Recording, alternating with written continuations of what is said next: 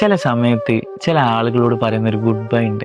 നമ്മൾ ചിരിച്ചുകൊണ്ടാ പറയാ, പക്ഷെ നമ്മളെ മനസ്സിൽ ഭയങ്കര സങ്കടം ഉണ്ടാവും. ഇത് നമ്മൾ സ്നേഹിക്കുന്ന ആളുകളോട് പറയുന്ന ഗുഡ് ബൈ ഒന്നല്ല കേട്ടോ. അതായത് ചില യാത്രയിൽ നമ്മൾ കുറച്ച് ആളുകളെ പരിചയപ്പെടും. അത് ചിലപ്പോൾ ഒരാളാകാം, ചിലപ്പോൾ ഒന്നിലേറെ പേരുണ്ടാവും. ഈ ആളുകളായിട്ട് നമുക്ക് യാതൊരു വിധത്തിലും മുൻപരിചയങ്ങളോ കാര്യങ്ങളോ ഒന്നും ഉണ്ടാവില്ല. ഓരോ പേര് പോലും നമുക്കറിയില്ല. എന്തിന്, നമ്മൾ അതേ പ്രായം പോലും ആവില്ല. പക്ഷെ ആ ഒരു യാത്ര തീരുന്നത് വരെ ഓരോ കൂടെ നമുക്ക് സമയം ഉണ്ടാവുള്ളൂ എന്ന് നമുക്കും അറിയാം, ഓർക്കും അറിയാം. പക്ഷെ എങ്കിൽ പോലും നമ്മൾ ഭയങ്കര കമ്പനിയാവും.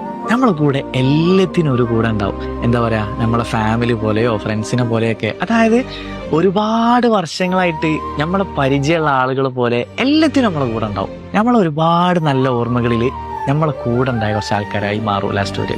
ഈ ആളുകളോട് ആ യാത്ര തീരുന്ന സമയത്തുള്ളൊരു യാത്ര പറച്ചിലുണ്ട്.